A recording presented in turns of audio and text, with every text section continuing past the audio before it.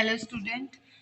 जैसा कि आप सभी जानते हो कि डीएड स्पेशल एजुकेशन एचआई का हम चाइल्ड डेवलपमेंट एंड लर्निंग का प्रीवियस ईयर क्वेश्चन पेपर को सॉल्व कर रहे हैं।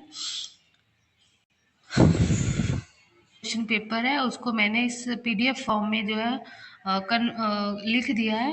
वो पीडीएफ थोड़ी सी क्लियर नहीं थी, इसके कारण भी पहला क्वेश्चन पूछा गया था आपके पेपर में, types of motivation.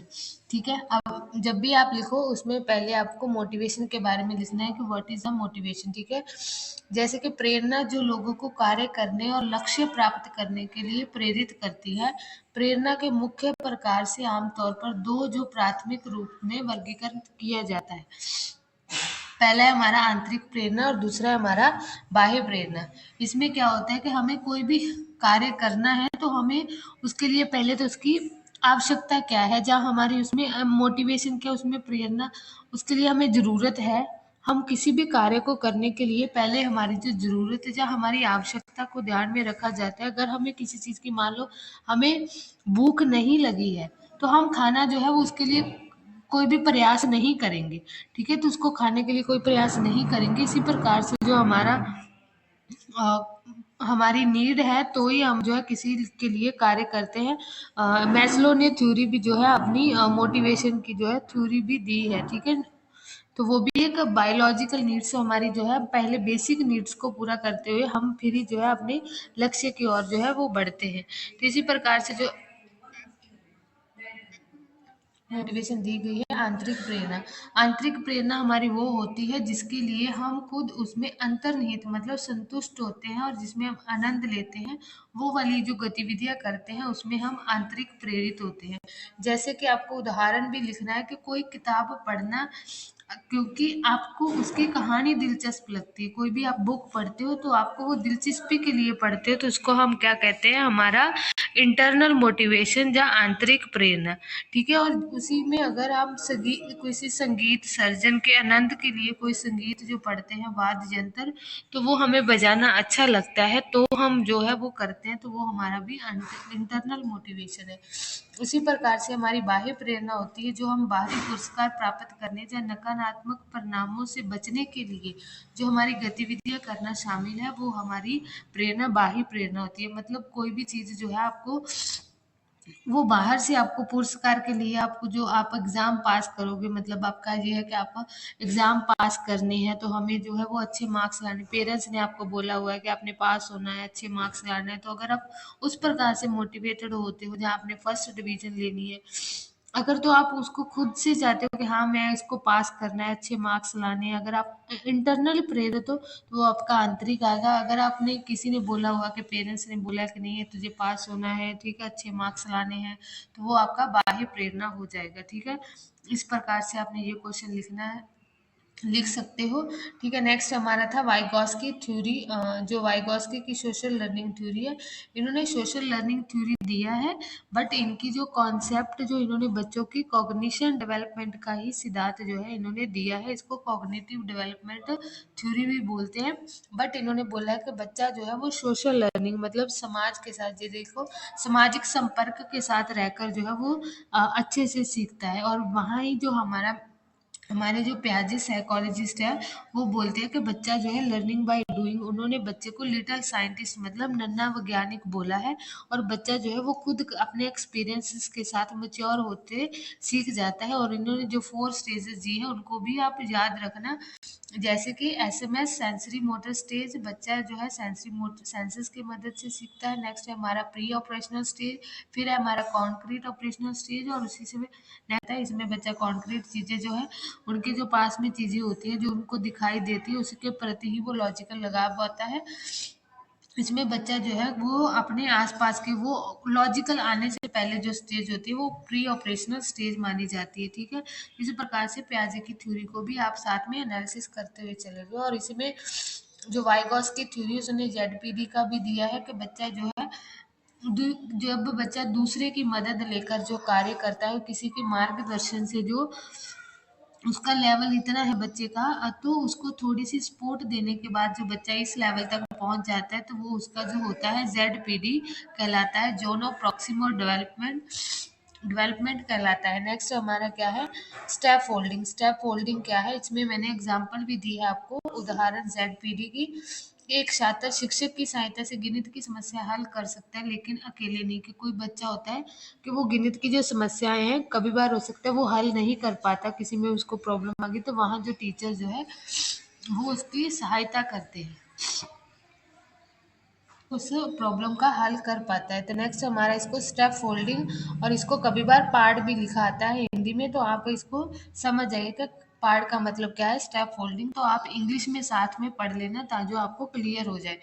Step folding में क्या होता है कि किसी भी कार्य को करने के लिए शिक्षार्थी को अस्थायी सहायता प्रदान करना शामिल होता है। मतलब ये जो पार्ट जो मचान है, जो स्टेप फोल्डिंग क्या होता है, आपको एक टेम्परेरी सहायता दी जाती है। मान लो आप साइकिल चलाना सीखते हो, तो आपको जो है वो पीछे से जो पेरेंट्स, जब जो MKO होता है, MKO भी इन्होंने जो है ये टर्म दी है, मोर नॉलेजेबल अदर।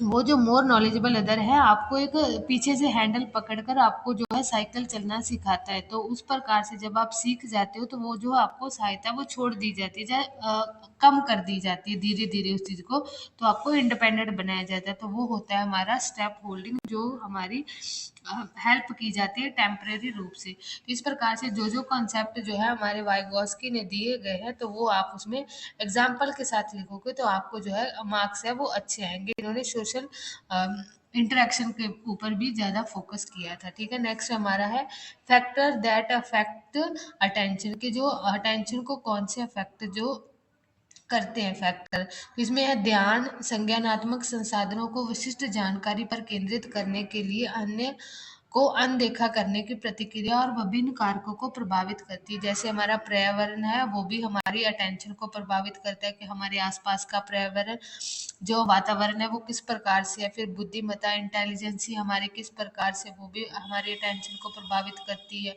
हमारी दिलचस्पी किस प्रकार में है, दिलचस्पी, पारिवारिक प्रभाव के, जो हमारे परिवार फैमिली है उन सबकी किस प्रकार से दिलचस्पी है, वो किस कार्य को करने में ज़्यादा अच्छा समझते हैं, तो उस प्रकार से हमारा जो अटेंशन है उसी तरफ जो है वो ध्यान हो जाता है। फिर प्रेरणा के, हमें मोटिवेशन जो है किस प्रकार से मिल रही है। फिर आत्म निजमन के, हम कितना अपने आप को रेगुलेट कर पाते हैं, हमें मोटिवेशन कितना मिलता है। फिर आयु, बच्चे की आयु भी है, जो जो मैच्योर होती जाएगी उसकी अंडरस्टैंडिंग लेवल जो है वो बढ़ता चले जाएगा, और व्यक्तिगत उसका पर्सनल जो भी एक्सपीरियंस होगा वो भी उसके अटेंशन को जो है वो प्रभावित करता है। लर्निंग स्टाइल, अगर आपको लर्नर टाइप्स भी पूछा जाता है, लर्नर, ठीक है, इसमें आपको लर्नर स्टाइल पूछा है। अगर आपको लर्नर स्टाइल भी पूछते हैं, लर्नर होता है जो हम लोग सभी जो स्टूडेंट्स है, ठीक है, स्टूडेंट्स है जो लर्निंग कर रहे हैं, तो अगर लर्नर स्टाइल या लर्नर टाइप्स पूछा जाता है, तो वो भी आप यही जो वार्क,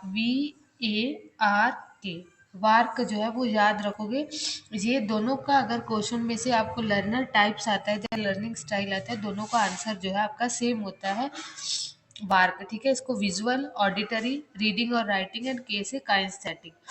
सीखने की जो शैलियाँ हैं उन पसंदीदा तरीकों को संदर्भित करती है जिससे व्यक्ति जानकारी को संशोधित करता है और सबसे प्रभावी ढंग से सीखता है। उन शैलियों को समझने से और सीखने के अनुभव बेहतर हो सकते हैं। जहाँ कुछ सामान्य सीखने की शैलियाँ जो है वो दी गई है। ठीक है, यही आपकी जो वार्क है, ये आपकी सीखने की शैली है कि बच्चा किस प्रकार से सीखता है, और उनके अलग अलग टाइप्स होते हैं। जैसे इसमें दिया गया है, ये आपका UDL के अकॉर्डिंग भी यही माना जाता है कि सभी की अलग अलग नीड होती है, सभी की बैकग्राउंड अलग अलग होती है, उनका अटेंशन जो है, इंटरेस्ट है वो अलग होता है, उनकी लैंग्वेज अलग होती है, उनका बैकग्राउंड कल्चर जो है वो अलग अलग होता है। उसी प्रकार से बच्चे का जो लर्निंग स्टाइल है और लर्नर स्टाइल भी जो है वो अलग अलग होते हैं। सभी जो है वो एक ही प्रकार से नहीं सीखते, कि सभी को हम ये नहीं कह सकते कि वो ऑडिटरी लर्नर है जहाँ काइनेस्थेटिक लर्नर है। तो सभी जो है वो कोई विजुअल तरीके से सीखता है, किसी को पिक्चर के माध्यम से अच्छे से समझ आता है, किसी को सुनकर समझ में आता है, कि कोई जो है रीड और लर्न करके अच्छे से सीख। नेक्स्ट हमारा जो क्वेश्चन था वो था मेमोरी इनहेंस द स्ट्रेटजी। कौन सी जो है स्ट्रेटजीज है जो मेमोरी को इनहेंस करती है। कौन सी तकनीक बढ़ाने की रणनीतियाँ जो है वो, जैसे कि इनकोडिंग हो रहा है, ठीक है, इसको उसको हम खंडन करके किसी चीज़ को याद करते हैं, ठीक है, उसको पुनरावर्तन रिकॉल करके बेहतर बनाने की जो विभिन्न विभिन्न तरीके हैं उनको हम याद करेंगे। कुछ को हम कोड में याद करते हैं, जैसे आपने COS याद किया होगा, ठीक है, जैसे मैंने अभी आपको वार्क कराया है तो वो क्या एक कोड बना लिया आपने सीखने के लिए, जैसे visual, auditory, reading, writing, kinesthetic. तो आपने कोडिंग बनाकर अगर किसी चीज़ को याद करते हो। दूसरा होता है आप खंडन बनाकर याद करते हो, जैसे आप फ़ोन नंबर याद करोगे तो आप जो है उसको 2 डिजिट का जो किसी चीज़ को खंडन बनाकर, मतलब किसी भी डिजिट्स को जो है हम कब 2-2 डिजिट करके जो याद करते हैं तो वो क्या है हम खंडन करते हैं, ठीक है। ये इसको ये चंकिंग जो क्या होता है हमारा, जब हम किसी चीज़ को याद करने के लिए खंडन करते हैं। फिर रिहर्सल करते हैं। निमोनिक्स जो है किसी चीज़ को हम निमोनिक्स बनाकर छोटे छोटे, elaborative decoding, visually mind mapping, ठीक है, स्पीड एंड रेपिटेशन के माध्यम से जो याद करते हैं तो वो क्या है हमारी मेमोरी को इनहेंस करते हैं, ठीक है। नेक्स्ट हमारा क्या है, characteristics of the letter childhood, ठीक है। तो लेटर चाइल्डहुड की आपको करेक्टरिस्टिक्स पूछी गई थी, इसी प्रकार से आप इन्फेंसी की भी याद कर कर जाइएगा। तो जो हमारी उत्तर बाल्यावस्था आपको पता है 7 से 14 वर्ष की आयु माना जाता है, जो महत्वपूर्ण हमारे फिजिकली, हमारे संज्ञानात्मक, सामाजिक, हमारे भावनात्मक विकास को निहित करती है। और शारीरिक विकास जो है हमारा मोटर कौशल हो गया, ऊंचाई, वजन, स्थिर बुद्धि बेहतर जो है हमारे होते जाते हैं, ठीक है। उदाहरण के लिए खेलों में भाग लेना, जटिल शारीरिक कार्य करने की क्षमता, ठीक है, बच्चे उस एज में जो है योगा, उसकी फ्लेक्सिबिलिटी, डांस बहुत अच्छा कर पाते हैं। फिर ज्ञान संबंधी विकास, बच्चे का ज्ञान बहुत अच्छा हो जाता है, ठीक है। ठोस प्रचलन प्याजे के अनुसार, जैसे तार्किक सोच, विकास, संरक्षण, ठीक है, ये जो होती है बच्चे की COS स्टेज होती है, कॉन्क्रीट ऑपरेशनल स्टेज मानी जाती है। फिर इसमें बच्चे गणित की समस्या को हल करने का अच्छे से सीख जाते हैं। फिर हमारी जो भाषा विकसित जो है वो बहुत अच्छे से इस समय पे होती है। नेक्स्ट हमारा सामाजिक विकास बहुत अच्छे से होता है। तो जो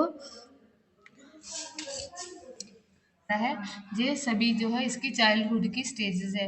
तो होप आपको ये वीडियो जो है आपको कंटेंट के साथ समझ में आ गई होगी। तो अगर आपको इस प्रकार से ऐसे कोई क्वेश्चंस आते हैं, आप इसमें वाइगॉस्की इसके रिलेटेड जो दूसरे कॉन्सेप्ट है उनको अच्छे से पढ़कर जाइएगा, ठीक है। मैंने इसके साथ साथ आपको उन कॉन्सेप्ट को भी देने की कोशिश की है ताकि आपको अच्छे से कर पाएँ। अगर आपको ये वीडियो पसंद आई है, लाइक करना, शेयर करना और सब्सक्राइब ज़रूर कर लेना ताकि आपको नेक्स्ट वीडियो का नोटिफिकेशन मिल जाए। तो थैंक यू सो मच। आज की वीडियो हम यहाँ ही ख़त्म करते हैं, ठीक है।